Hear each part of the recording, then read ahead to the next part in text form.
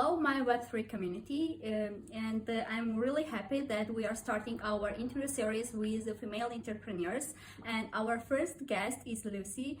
Lucy is a female entrepreneur who stepped into the crypto world and who is helping and empowering females and educating them on crypto and crypto investing. And before we start, I just want to mention that we are not giving any financial advice. All we are talking about is our ideas, our experience, our thoughts, and like our mistakes and achievements as well. So hello Lucy, thank you for accepting my invitation, and please introduce yourself, tell us more about you, from which background are you coming, and when you entered the crypto world and why you entered the crypto world. Awesome. Yeah, I'm so excited to be here. So thank you for having me. I'm so happy you're doing it in Georgia. I think it's wonderful. So yeah, excited to be here, and hopefully I can help someone with something. So I am originally from Poland, but I grew up in Berlin, Germany, where I went to school, where I started business. And then 10 years ago, I moved to the US, to San Francisco. I really loved startups, and I really wanted to be part of the startup world. In my heart, I'm like a marketing person. So I have no technical background. Crypto was very new to me. Crypto was very foreign to me. I was like, oh my God, this is so crazy. And like a boyfriend, my old boyfriend, ex-boyfriend, told me like, you should buy crypto. I was like, no, I'm not buying this. What the hell? Anyways, at some point, and I decided to buy it. Like I researched it, and I really loved the idea of like when Bitcoin came out, like the idea of like digital currencies and how it can help developing countries. But I was really upset because there was like, there was so much information out there, and there were like only guys out there, and all like those crypto bros with their Lamborghinis, with their like flashy watches, showing off like their paper bills. And I'm like, this is like ridiculous. There should be more women in this space. Anyways, I didn't do anything for a couple of years, but then last year when crypto got really big, 2021, when I started like really investing heavily into crypto, and I really like got into it heavily, I just decided, okay, there's not enough women here, because I was researching it, and like all the YouTube bloggers are male, all like the normal bloggers, or like all like the crypto stars almost, or like famous people are all male. So I was like, okay, this has to end. So I started my Instagram account more like to just see if I can help someone. And I always told myself, if I can help just one person, it'll be perfect. And I felt like a fraud initially, but then I quickly realized I actually know more than other people do. So I think I can help someone. So that's how it all started. I've been doing it for a year now. I'm doing it more part-time than initially. I was only spending like 1 or 2 hours a day, a week. Now it's obviously more. And now I'm like really, the more I do it, the more I get into it, and the more addicting it gets. I'm sure you know that too. So yeah, super excited to be here. Sorry, long intro, but yeah. Yeah, that's amazing. I always say that people are coming always on purpose in our lives. So what happened with you and your boyfriend introduced you to the Bitcoin? Yeah, it was on purpose. So it's amazing. And even now, like when you are talking about a couple of years ago, like it was male dominated field, and even now it's male dominated. And I was also doing some research, but we are doing a great job. We are just increasing our like percentage of women in Web3 and in crypto world. And it's amazing that females like you are empowering others to, and like making it clear and simplifying the way, you know, for newcomers to enter the field, to avoid maybe some mistakes, and to like shorten this path and make it more like clear. And I'm happy because when I started our Web3 women space, of course I made a research, because my background is as a UX researcher and designer. I always apply like this knowledge to any field I'm entering. And when I started researching, like your account was among the first ones, and like it was very well structured. I want to mention the account. It's Women X Crypto, and I will mention everything below, so you can see all the information about Lucy and what she is doing, what the value she is bringing. And okay, like very interesting introduction one more time. And I would like to speak about Web3. Like crypto is a part of Web3 world, and the Web3 is enormous, and it's definitely a future, an evolution of the internet, I would say. And I'm sure when it enters, like it's all already here, but when it enters the market, let's say, it will make an impact on all the fields in different directions. So what do you think? What is Web3 and how it will impact our lives? Yeah, totally. A great question. I think Web3 is such a popular word right now, and I think there's no real definition yet on it. Like, I feel like everyone has its own definition, but I thought maybe we can just break it down. We just look at what is Web 1, what is Web 2.0, and then we can look at Web 3. so Web 1.0, is pretty much the original internet, the original web we know. Maybe some of you remember, hopefully we are not too old for this, and hopefully you guys still remember the first internet. And the first internet was really like a read-only internet. It's like your Google Doc, which you were only reading. Like for the first time, people had access to information on the internet. But they didn't comment on anything. There was no social media, no nothing. So Web 2.0, this is when social media came into our lives. So when the Google Doc changed from read-only to being able to edit it and also being able to comment on it. So that's pretty much the internet we know today. It brought us YouTube, it brought us Facebook, it brought us Instagram, where we met, for example. And the problem with that, not really the problem with that, but where Web3 comes into play is that Web 2.0 is centralized. So what is centralized? That means that those companies are all owned by like a small amount of people, centralized, right? So like Facebook belongs to Mark Zuckerberg, for example, right? And he has a lot of power in his hands. Web3, on the other hand, will be decentralized. And this is where people share the power over those different platforms. And for me, my favorite part about Web3 is that it really will stand for like open communication. It will be censorship resistant. And there will no one tell you, for example, with Twitter, that before Elon bought it, obviously, but people are like blocking accounts, or like even on Instagram with Web 2.0, like you are not allowed to talk about the vaccines. Like, you always have to be super careful about like what you say. And this Web 3.0 will change that. And I'm super excited to see how this will develop in the future. I think it's too early to say, but it's like, that's, I think, why we are here too, right? Like we all think Web 3 will be the future, right? Like even like when we see the Bitcoin prices today, it's the same. Like I'm not worried about it today. Like I'm looking like my perspective is in like 10 years, 20 years. So it can be going down to 10,000, can be going down to 5,000. I don't care, because I believe in the future of Web3, Bitcoin, Ethereum, crypto in general. Yes, totally agree with you.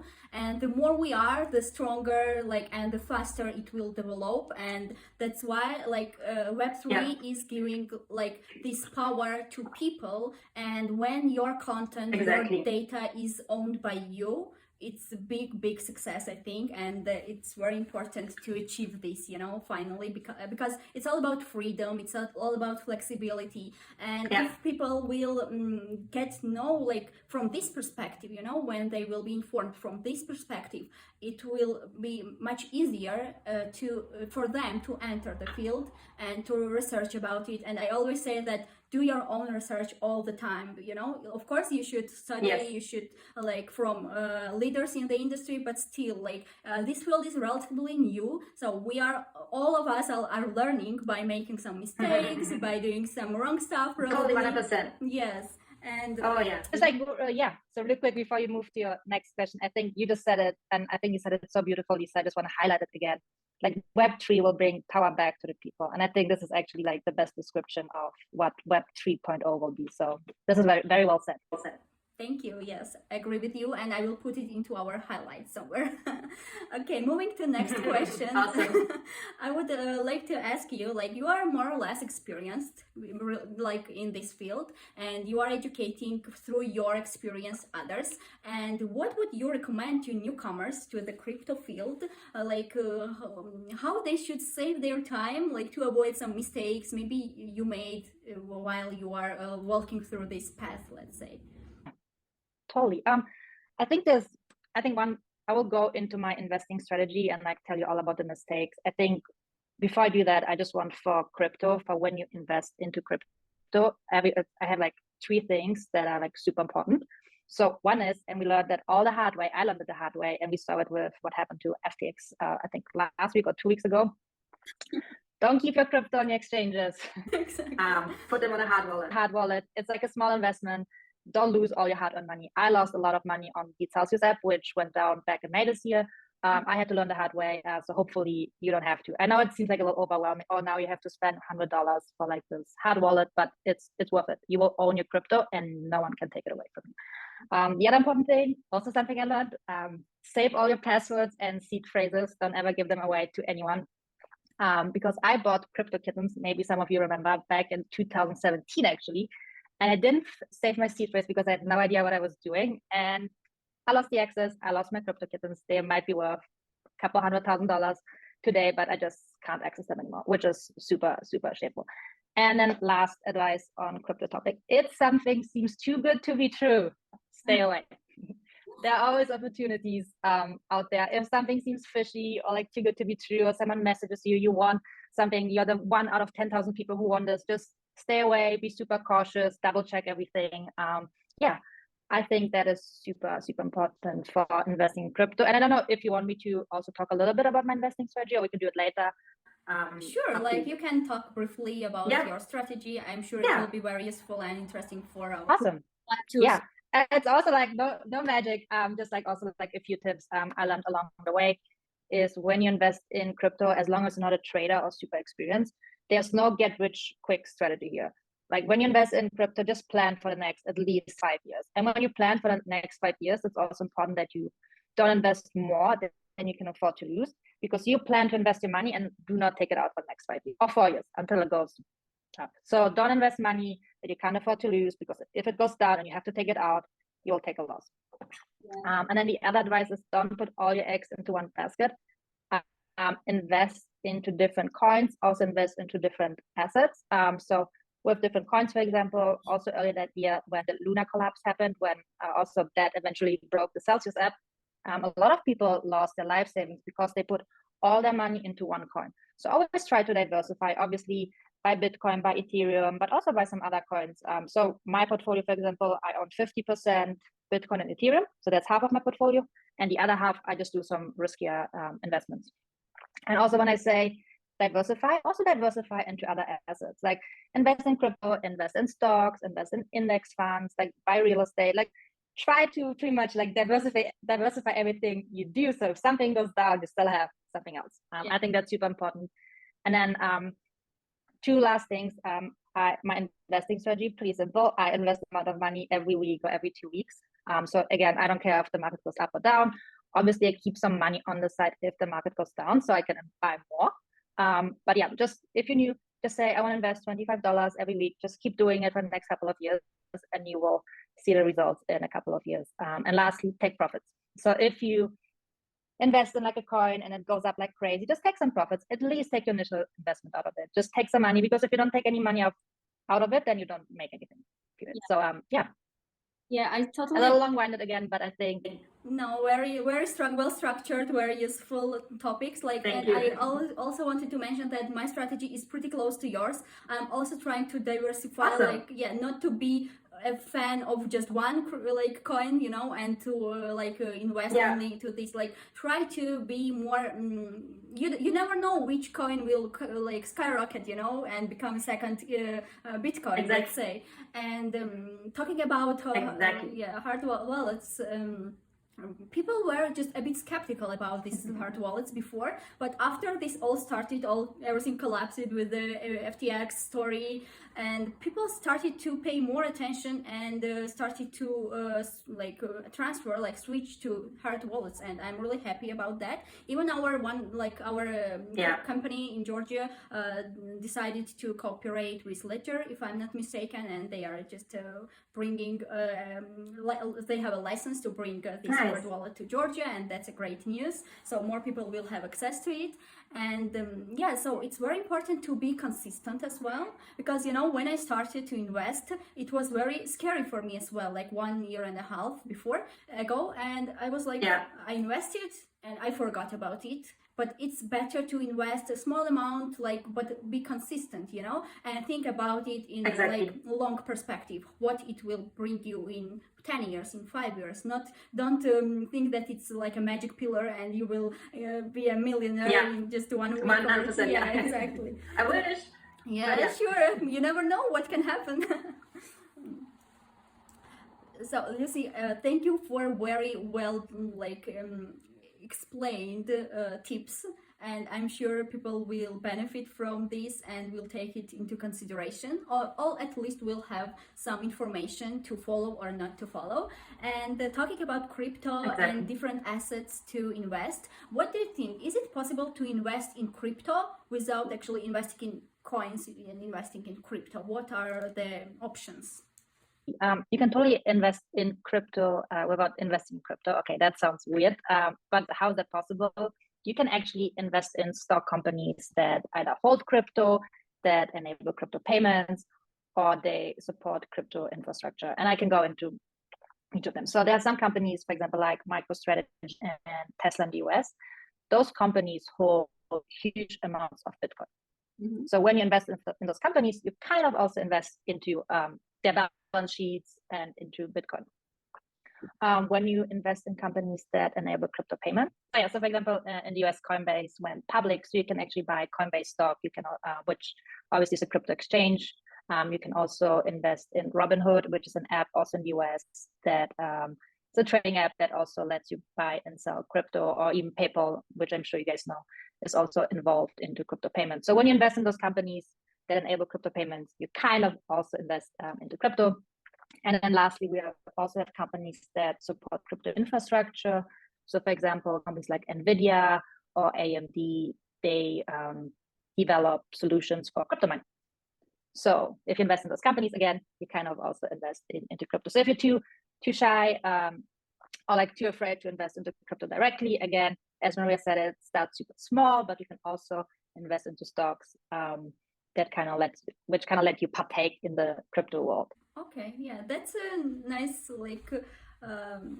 description, because you know, people are more familiar with investing into stock, so they can start with the stock investments, and after, when they research more about the companies they own crypto, they will get this, you know, like increase their knowledge, let's say, and then they can switch to investing in crypto. To be honest, exactly. It was my path. I started to invest in stocks first.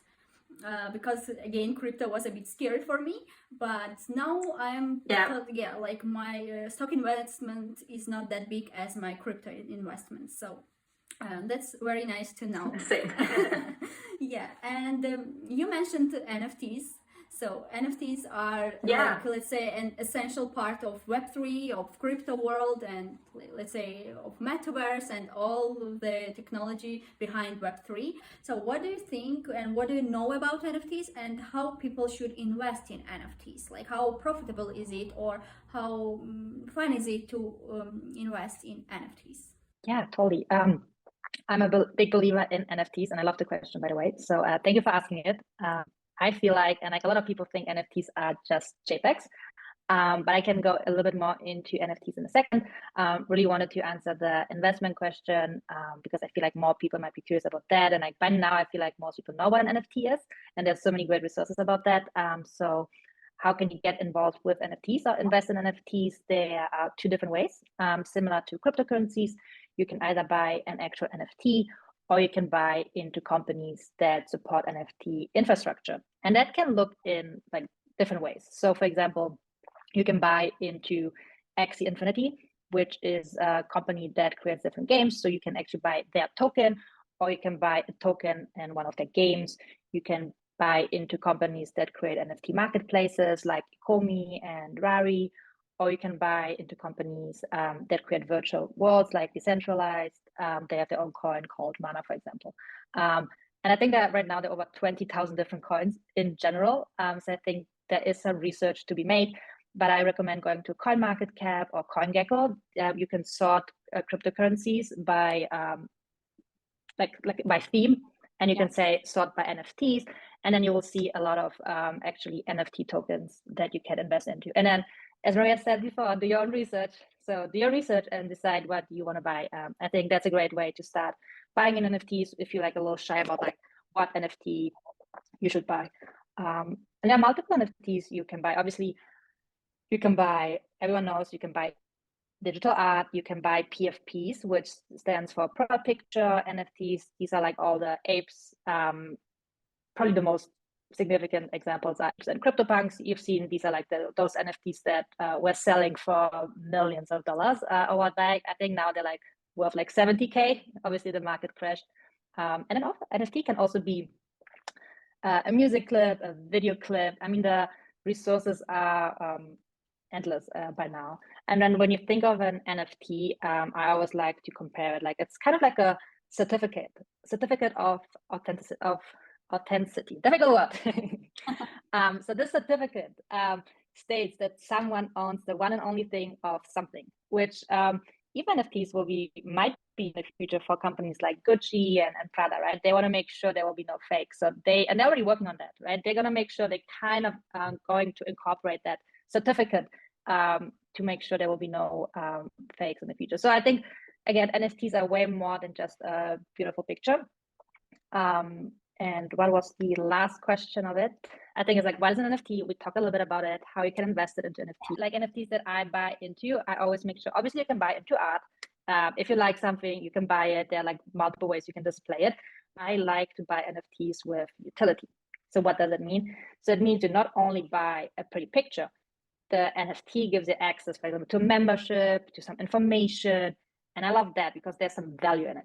Exactly. I'm so agree with you on this, especially. And I also believe in NFTs and the future behind the NFTs. And if we like, we can even now we can see like how NFT brought this value to creators, you know, like you could be just an artist and now you are an NFT artist and you are making a living by creating something special and just putting your NFT on the marketplace. Even a lot of charity projects are organized by NFT, you know, and it's amazing how these digital collectibles can bring this value, can influence like people, and it's very important to have a story behind it. And like it's valuable only then when there is a story and some value behind the project, or like it can be I know, personal story of the artist behind the project or of the entire team, or NFT can change the world, like create some movement, you know, where and to change it for the better, of course. And being a part of this community is an amazing thing. And I always say that you know, Web3 brought this unity, like this community culture is very, very nice in Web3. So you can meet an amazing people that are very open-minded and they would love to share the information with you. Like all these connections are very precious, and that's great. Like, and talking about brands entering the NFT and what metaverse might bring to our Web3 future, it's enormous, it's huge. And even now, like giants like, I don't know, Adidas, Nike, Dolce Gabbana, and the other brands are entering the market. They already have their own collectibles. They are collaborating with different artists, and so it's a huge like technology behind it. And being familiar with the basics at least, and to know how all of this should be done in a right way, about useful resources that people can find and learn from there, because this market is very fast developing. Everything is changing very fast, so we should be informed about all news, you know, all information that is changing from like on the daily basis, let's say. And do you have some pieces of advice, maybe podcasts, books, websites, resources which are very useful for you and might be useful for our listeners? Yeah, totally. So I'm actually coming out with a free NFT ebook next week. So hopefully by the time we launch this, maybe you guys can download it, or I'll send you the download link where to summarize everything about NFTs if you guys are interested. I just thought about that. I forgot about it. So which is also a lot of investment advice. And I think you guys are already here. You're doing the right way. You follow Maria. So make sure to follow her and like engaging in what she's doing, because you're doing great stuff. So I think, and you know a lot. So I think if people just follow you, they're already one step ahead. But I also like, we talked about NFTs and I mentioned a little bit NFTs with utilities. I actually have 2 NFT projects. I personally invested in it. I'm not affiliated with them, but that's how I get all my news. One is actually funded by 2 female entrepreneurs. It's called My BFF. They're pretty well known. They're probably like the biggest female community. They sell those NFT bracelets. You get new charms like when you do certain things. They have an amazing community. You can ask questions. They do a lot of educational webinars. They do also stuff for free. So you don't have to own the NFT to join the community. So if you want to be part of like a huge female community, I will highly recommend that. And I also bought into like a smaller NFT project. It's called POP, P-O-P. They have a great community of entrepreneurs, male and female. But there's so many great NFT projects out there. Again, just you have to like search around a little bit. And what I usually use is like Discord or Twitter, and just like go down the rabbit hole. And at some point you find something, you do your research, and then you decide if you want to buy it or not. One book that changed, I don't want to say changed my life, but like that changed, which was like oh my God, I think Bitcoin is actually really great. It is the future. So the book is called The Internet of Money. Yeah, it's called The Internet of Money. I love that book. Highly recommend. Very easy read. Explains Bitcoin in a very beautiful and easy to understand way. So it was actually a lot of fun to read it. And it pretty much summarizes some speaking speaking opportunities the author had. I don't remember the author's name, but there's only one book out that it's called The Internet of Money, so we can maybe link to that. So you should be able to find that. And then how I get my news, obviously I follow all the big crypto magazines. I have a favorite newsletter, it's called The Milk Road. I think this is a guy from the US. He just writes crypto news in a very fun way. So I love him. I'm also not affiliated with him. I just found him, I think, through an Instagram ad, and I followed the newsletter, and I love it. And I think by now they have a huge followership too. I think they have like over 100,000 subscribers. So I like reading it every morning just to get my main dose of crypto news. Yeah, that's true. Wow. I think that's pretty much it. Yeah, I mean, yeah, I agree, because like being now like everything is open, so you should just type into the internet and you will have an enormous amount of information. Just find your favorite, which one more resonates with you. Like for me, for example, I love podcasts, so I just go to the podcast or I don't know, like any kind of platform where the podcast can be listened to, and I'm just typing the topic I want to listen about, and you can find a lot of amazing podcasts. I know BFF, they are great. This community is like my inspiration, like I'm following them. I'm not a member yet, but I would love to be, and they are really cool. Yeah, I'm happy that females are so like united, and this diversity means a lot. Totally. Yeah, and that's amazing. And my advice would be to be consistent and to get this dose of crypto news, of education on a daily basis. It can be just 15-20 minutes, but very consistently doing this, you will be more like familiar with all the hidden gems, let's say. And thank you, Lucy. Like it was... Yeah, that's great advice. I think this is great advice, because like initially it all sounds like Chinese, but the more you read, the more you understand. And the more you read that, the more you are interested in. Like you are diving into this world, and so many unfamiliar terms, and you are trying to catch up everything. Like it's for me it was, and even now it is like a puzzle I'm solving. And that's amazing. Yeah, sorry. Exactly. And finally, I would like to ask you, like you provided a lot of valuable information, and thank you for that. And the last question, actually it's not a question, I would ask you to provide 5 tips for our females to skyrocket in the crypto world. My number one tip is actually like keep going. You're already listening to it, right? You're already one step ahead of many people. So just, as Maria also said, just keep doing it, keep reading, keep learning, and I'll get you somewhere at some point. So don't give up, just keep doing. Second advice, and I think that's also why Maria and I started our accounts, is don't let the crypto bros bother you. The female community is strong. It's only growing stronger. So just keep doing what you're doing, and just like block out all those stupid guys. Sometimes you just have to do it. We love them, but sometimes they just need to stay outside. Change your mindset. If you're scared, just like change your mindset. Like you can do it. Like visualize your future. Visualize you like in the crypto world, and it all is gonna come to you. Like don't think about like I can't do it. It's too complicated. Just change your mindset. Be positive, and just like keep doing it. Like it all is like all kind of like goes hand in hand with what I said before. Tip number 4 is we are in the bear market. Prices are down. The crypto market is a little boring. People talk negatively about it. Again, block that out and use the time to learn. This is a great time to learn crypto. This is a great time to accumulate crypto because it's super cheap. And then, in a couple of years, people might call you lucky when you make a lot of money and when you've experience, but no, you're not lucky. You're just smart. You're starting out now. So again, keep doing, start now, use this time really to learn, to really like skyrocket anything you're doing when the market goes up again. And last tip, you might be very overwhelmed by this interview. I would be too. There's so much information out there. There's so much to learn. Just my recommendation is like find your niche. Like you don't need to know everything about Web3. You don't need to know everything about NFTs. You don't need to know everything about crypto. Obviously, you want to have like some general knowledge, but find your niche. Like if you're interested into NFTs, just like go dig into NFTs and on everything you want to know about NFTs. You can't know everything. I don't know everything. It's too much out there. You can like read day and night and you would still not know everything. So find your niche, don't get overwhelmed, and become a pro in your niche. And that will also help you with whatever you want to do with crypto. These are my 5 tips. Great, like 5 precious tips from Lucy.